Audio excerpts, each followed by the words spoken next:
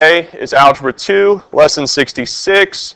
If I can type and talk at the same time, which is usually kind of a difficult task for me, what we're talking about today is solving polynomial equations. It's not that we haven't seen some of this before, but as our book says, sometimes a polynomial equation can be solved just by factoring and using the zero product property. And that's what we've used up to this point, where we factor like a quadrilateral down to where we get, x plus 3, x minus 2, set x plus 3 equal to 0, set x minus 2 equal to 0, solve for x. That's our zero product property, right? Okay. Sometimes a polynomial equation can be solved that way. It is not the only time, not the only way that we can do it. Sometimes you notice there with example number 1, it gives you something like 2x to the 4th minus 10x squared minus 72x squared equals 0. We can factor things out there, all right? So sometimes we start by factoring out, okay? As we get over to the next page, page 470, we see something else, and it is called what? Can anybody tell me what that top box is called? You guys are being really quiet.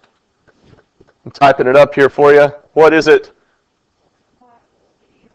Multiplicity of roots. All right. Diana, can you read that sentence for me?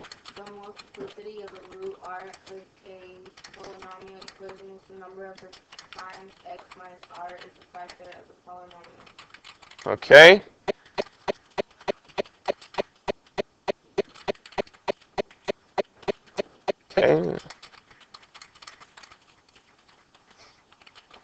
Okay, the multiplicity of a root r of a polynomial equation is the number of times x minus r is a factor of the polynomial, meaning that it could be a factor more than one time, right? You see example 2a, you get something like x to the 5th plus 8x to the 4th plus 16x cubed equals 0. They start off by factoring out the x cubed because we can take x to the 3rd out of everything. Leaving you with x to the 3rd on the outside, x squared plus 8x plus 16 on the inside. Then we factor down that 8x squared plus 8x plus 16, and we see that we get x plus 4, x plus 4. So x plus 4 is a root twice, or whenever you use your zero product property, you get x equals negative 4 more than once, right? So x equals negative 4 has a multiplicity, a multiplicity of 2. It's in there twice. Okay, so do we understand what we're talking about with that? Okay, so a number could be a root to a polynomial more than one time. Okay, and that's what we're talking about when we talk about the multiplicity of roots. We'll look at examples of this later. We get into some more complex stuff, and I'm not sure how good a job I'm going to be of typing this out, but we get something called the rational root theorem. Okay, so I'm going to have Jose read this. I'm going to try to type it as fast as I can, then I'll come back and read it because it won't be recorded with his voice on here. So, can you read that for me? Polynomial px has integer coefficients with every rational root of px equals 0 can be written as p over q, where p is a factor of a constant times q is a factor of the leading coefficient of px. Yeah, it's a pretty complicated phrase, isn't it? How much of that did you get? Okay. Every rational root. All right, so if a polynomial px, so that's our equation. It could be, x to the 4th, x to the 7th, whatever it's starting with, has integer coefficient. So it means we've got nice big whole numbers sitting as coefficients in front of that x cubed or whatever it is. Then every rational root of px equaling 0, so we want to make sure it's setting equal to 0, can be written in the form p over q. Okay, so remember what our polynomial is px, right? So we're writing p over q. So we're going to take p and we're going to divide it by something. We're going to divide it by q, where p is a factor. So we're going to try to find a factor of the constant. Okay, our constant is our last term, right? It's the term that doesn't have an x or doesn't have a variable to it at all, right? So that's my p, where p is a factor of the constant. So it's not the constant itself, but a factor of the constant. Okay, meaning that I can divide the constant by this number. So if my constant was 4, we could say p is 2. Does that make sense? Okay. Let's see. Constant term. And q is a factor of the leading coefficient. So the leading coefficient is the first coefficient of the variable with the largest exponent. So if it was, let's say, 9x cubed, and it went on down, so I had my x squared, my x, and then my constant. Let's go back and say our constant was 4, right? So I would use, say, 2 over 3, right? Because 2 is a factor of 4, and 3 is a factor of 9. Does that make sense? Okay? So that's a rational root theorem. Okay? Coefficient, leading coefficient of, and I know I've spelled some things wrong here. Okay? Let's see if we can fix some of this. There we go. All right, so that's the rational root theorem, and we'll try to look at this a little bit later. It does mention directly below that. It talks about the irrational root theorem, states that the irrational roots come in pairs, but below that it actually gives it in the box. So the irrational root theorem. So this is if we get something where I'm left with a radical, right? Let's say radical 3. That's an irrational root. Okay? I'm going to have Corey read this. If polynomial px has a rational coefficient and a plus b, where c is a root of px equals 0, where a and b are rational and the root of c is irrational, then a minus b root of c is also a root of px. Okay?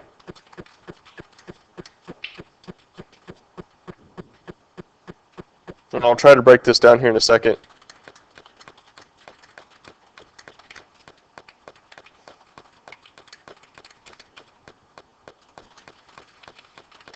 All right, so when we say the square root of c is irrational, what we're saying is that it won't break down any further. So obviously it wouldn't be a case where I had to say like the square root of 9, because that'll come out as 3, right? But a square root of 2, square root of 2 is irrational. So square root of 2 could be in place of c. Okay? Then a minus b, square root of c, or multiplied, is also a root of px equals 0. All right, so there's a lot of stuff in there. For now, let's do this. I'll look at this. If a polynomial px has a rational coefficient, so it means basic numbers in front of all of those variables with their exponents, and a plus b times the square root of c is a root of px, so one of our roots comes out as this a plus, and I get a square root where a and, let's see, not b, but b are rational, and the square root of c is irrational. Okay, my hope is that we start looking at some examples of this. This will make a little bit more sense. All right, so from here, let's see, let's go into this. Let's make sure we can look at where we're supposed to be, lesson 66. Okay, and start working out some problems.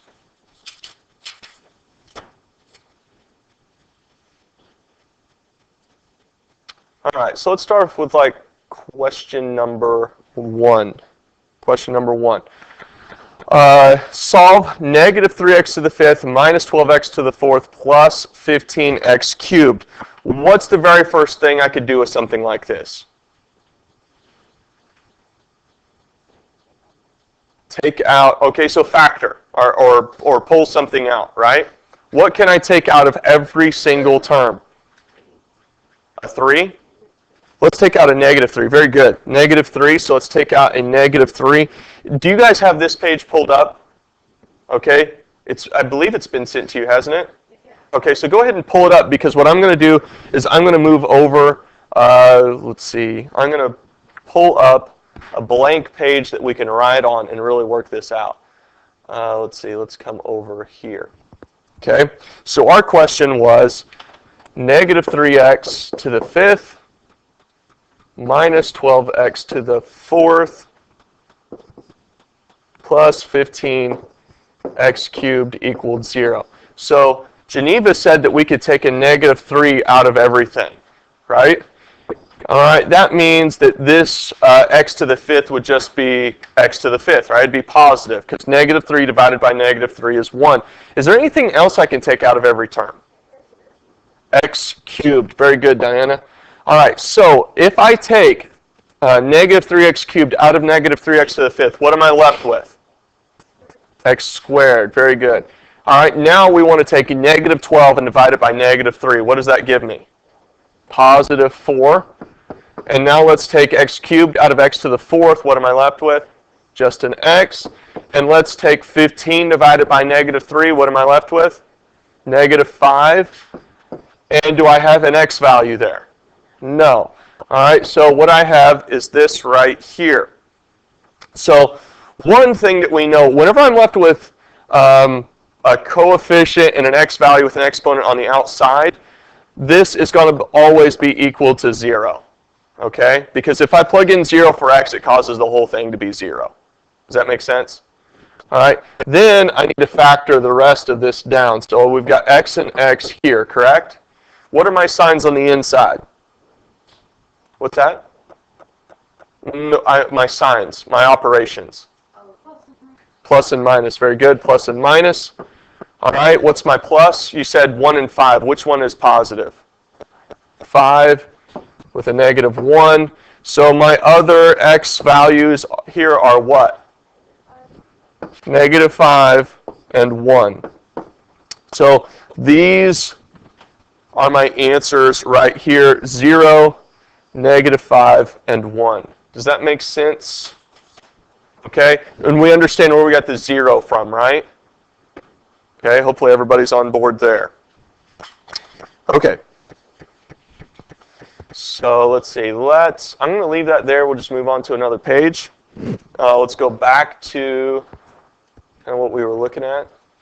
Okay, here we want to find the roots of negative 2x cubed minus 14x squared plus 48x plus 360 equals 0. And we want to state the multiplicity of each root. So not only do we want to find the roots, but we want to say how many times a root showed up, right? If it showed up more than once. Okay, so we have this, we're looking at this.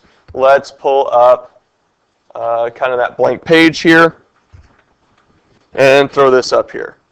All right, negative 2x cubed minus 14x squared plus 48x plus 360. Okay, can I do anything with that? What do you think? Take out a 2. Better yet, take out a negative 2. Take out a negative 2. That's going to leave me with x cubed plus 7x squared minus 24x minus what?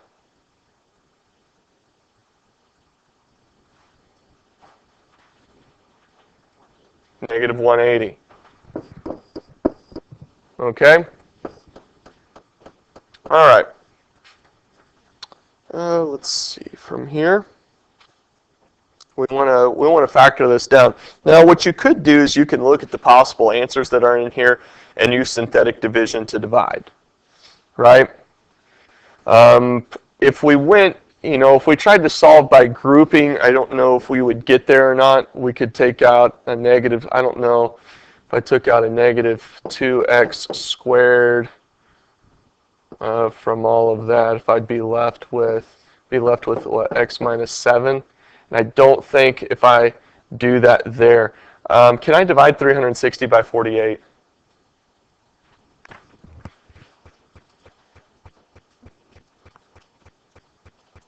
Yeah, so that's how I know I can't solve by grouping, because I don't get that x minus 7 on both sides, right? So I can't solve by grouping. Okay, but we do know that we are left with this 1, 7, negative 24, and negative 180. Okay, and this is where I begin to look at the possible answers that are given to me. And so, like you'll notice on A says x plus 5 is a factor.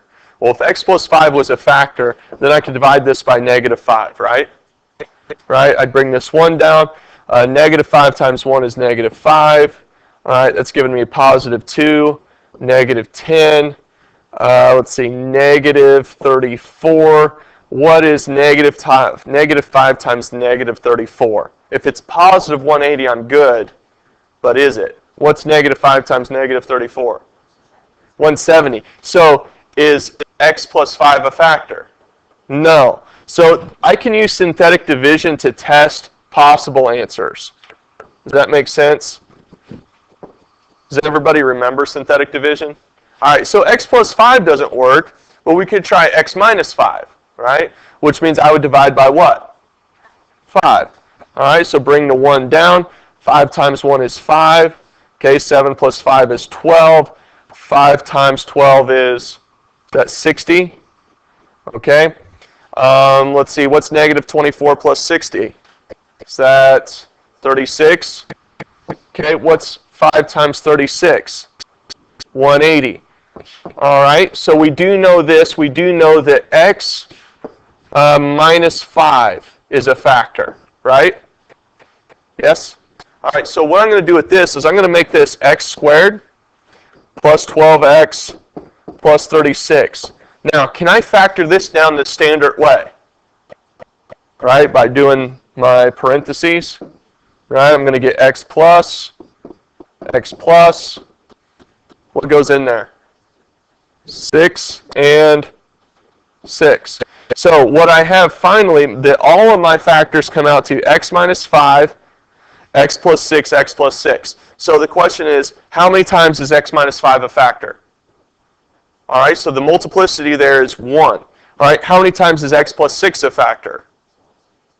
Twice. So 5 is a factor 1 time, and negative 6 is a factor twice, right? Or it has a multiplicity of 2. 5 has a multiplicity of 1, 6 has a multiplicity of 2. Do you understand? What's my answer in there? Does anybody know what the multiple choice answer comes out to? B. All right? So does this make some sense to us? A little bit? Okay. All right. Let me go on to the next one, and we'll pull up this here, 3. Okay, identify all the real roots of 4x to the 4th plus 31x cubed minus 4x squared minus 89x plus 22 equals 0. Okay, so what we're doing here is that this essentially boils down to the rational root theorem. So if we go back and we look at the rational root theorem that we were talking about, is that we find that way back here. All right, if a polynomial has an integer coefficient, then every rational root p of x can be written in the form of p over q, or p is a factor of the constant term and q is a factor of the leading coefficient. Okay, so let's go back to this. And so what we're looking at here is 22 and 4. Okay, so we're going to look at every possible factor of 4 and 22. So let's talk about, because this is my p and this is my q, right? And we want to do p over q and solve, correct? Okay. So the other thing to remember is that all of these can be written as positive and negative. Okay. So tell me, what goes into 22? Probably 1 and 22, right? 2 and 11. Okay? Anything else? 3, 4, 5, 6, 7, 8, 9. Okay, so we have positive 1 and negative 1, positive 2, negative 2, positive 11, negative 11, positive 22, negative 22, correct? Right? All right, let's look at 4. Okay, we've got 1 and 4, and 2 and 2, correct? All right. So we're going to identify all the real roots. These have to be real roots, okay? So they've got to be real values. Let's see. So, easy way to do this.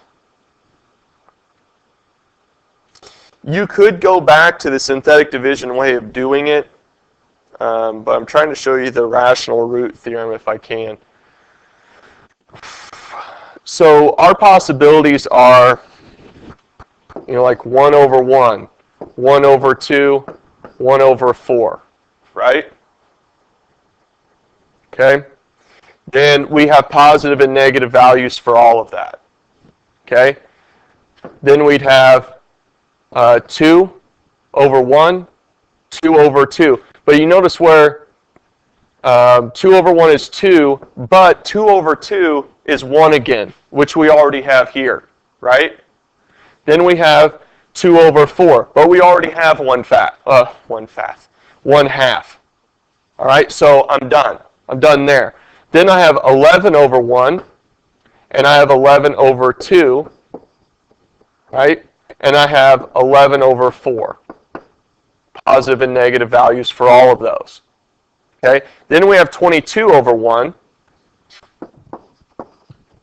And then we have 22 over 2, but notice that 22 over 2 is 11, right? And 22 over 4 is 11 halves. So I have, let's see, essentially 1, 2, 3, 4, 5, 6, 7, 8 times 2 because I have the negative options for all of those. So I really have 22 available roots to try out, correct? You with me? I know it's a lot, and I know it doesn't seem really all that simple at this point. Okay? So at this point, we can take these and we can take our synthetic division and try out different options. Okay? To try to thin things down a little bit, I'm going to show you how this works. So 4, 31, negative 4, negative 89, 22. Okay. So is there a root in there that you want to try? 2. Okay? 2 or negative 2? You want to try negative 2. Okay. So if we bring this down, we got 4. Negative 2 times 4 is negative 8. What's 31 minus 8? 23. Okay? Negative 2 times 23 is what? Negative 46. Okay? Which is going to be negative 50. All right, what's negative 2 times negative 50? 100, right? All right, then I get what? 11. And what's negative 2 times 11? Negative 22. So was negative 2 a root? Yes. Okay? Which means I can now take this. I can take this 4x, let's see, 4x cubed plus 23x squared minus 50x plus 11 and go from there. All right? From here, notice that it's 11 and 4. You follow me? Okay, so we know that negative 2 worked. We can hold on to that. From here, we're dealing with 11 over 2, right? 11 over 1, and 11 over 4, right? So we can count 22 out, right? We don't necessarily need that. So from here, we could try some different things, I think. Your other root, I think, actually comes out to, because you can wind up with a root that's as a fraction. And this is going to wind up with some actually irrational roots. Our answer ultimately comes out to B, but you do see that negative 2 is in here. Okay, and really, you probably could have guessed that because we got negative 2 here, negative 2 here, negative 2 there, negative 2 there. So we would have known off the beginning that we had negative 2 as a root. Okay. What I would do with this, as soon as I could find that next root, which in our case is going to be 1/4, I would have used, once we can get it down to an x squared, I would use our quadratic formula. You guys remember our quadratic formula? To find our remaining roots. So I'm going to show you how the rest of this works. Okay, so if we do 1/4, we have 4. 1/4 times 4 is 1, which gives me 24. 24 times 1/4 is 6. This gives me negative 44. 1/4 times negative 44 is negative 11. So we get 0 there. So from there, I can take 4x squared plus 24x minus 44 and plug that into the quadratic formula. We've got negative 2, we got 1/4, and then we would get these last two roots. Okay? Seems right. Okay. All right. So hopefully a lot of your homework isn't going to be quite this difficult, and I'll try to help you out as much as I can. Okay, let's look at 4. By far, I think number 3 is probably the most difficult question that you're going to see. It says, what are the roots of 3x cubed minus 48x? Okay, can I factor anything out of that? Okay, that's the first question you should ask. What is in both terms? What's that? 4. Not 4. X for sure. Can I divide 48 by 3? Okay. So if I take a 3x out, I'm left with x squared minus what? 16. Okay. Now this right here, can that be factored down? Yeah. It can be factored down to x and x. And notice that 16, that minus 16 is a perfect square, so I should get plus and minus what? 4. Okay? Because I've got a 3 with an x out here, what do I know that that is going to be? 0.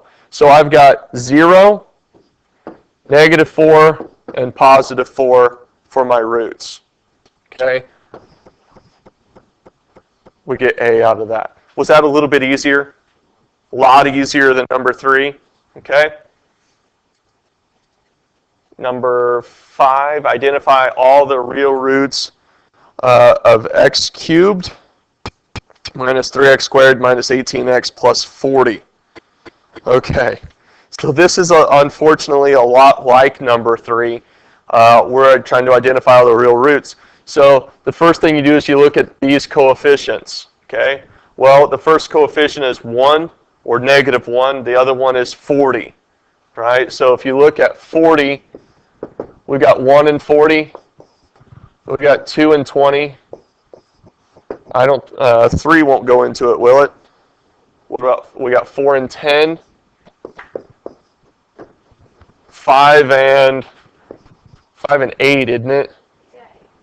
5 and 8. I don't think 6 or anything in 6 or 7 will. So notice we've come into the middle. So those are all plus or minuses. Okay. All right. So all we really have to do is find one root out of all of this. Now, granted, all of this comes out as over plus or minus 1. Okay. So we've got out of this, we've got options here are plus or minus 1, 2. These are all, basically it's just that it's, because it's all over 1, it's plus or minus the entire top row. Does that make sense? Okay.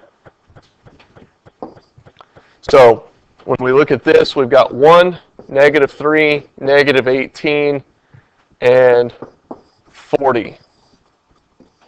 Now, I've often thought about this. I don't know that I have a good answer for this, but we know that in order for it to be a root, this has got to be negative 40, right? Right, in order for us to get a 0 here, right? I've often thought, is there any way to work it backwards? And it's really kind of impossible to say. We do have we've got this negative 18. If I was going to get, I don't have any good way to get to the next step all the way through to work it backwards to find out what our root would be. Okay? The best thing I can tell you is, work them out and try it. Okay? For instance, give me an option out of here, plus or minus, give me a number. -4, right? Is that what you said? So -4, we got 1. -4 is -7. What is that? Positive 28. All right, which is going to be 10. Is that correct? And 4 times -10 is -40. So good job with -4. So we know -4 is a root. Man, Geneva's on a roll. Okay, so we know that -4 works, correct? All right, now we know this. We have x squared minus 7x plus 10. Okay, our goal is that we're not going to do this again, right? So from here, we're going to do what we know is going to work. We should get plus and minus, right? Things that multiply to be 10 add up to 7. 5 and 2, negative. Let's see. The negative, you're right. I got that wrong. -5, -2. So our roots are -4, 2, and 5. Is that right? Okay.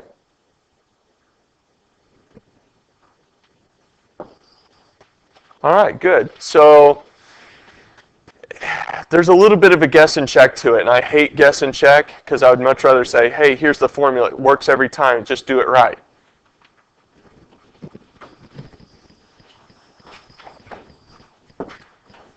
All right, our last question in here, I know we've got only 3 minutes, so it says find the roots here. Again, the first part that we need to do is factor out what can be factored out of all of that. X cubed, okay?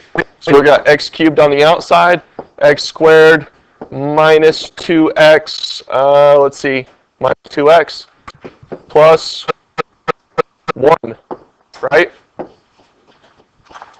Okay, all done? All right, so from here, factor that through, x minus minus, 1 and 1. All right, x cubed is going to factor down to what? 0, so we know we're going to get 0. We know we're going to get 1, right? How many times am I going to use 0? Once. How many times am I going to use 1? Twice, right? So 0 here has a multiplicity of 3 times, right? Because it's x cubed. And this has a multiplicity of twice. All right, and you notice how that was a 5? So there has to be 5 roots. Okay? All right, I know that this is not an easy lesson, all right, but do your best with it. I'll answer as many questions as you want tomorrow. Good luck.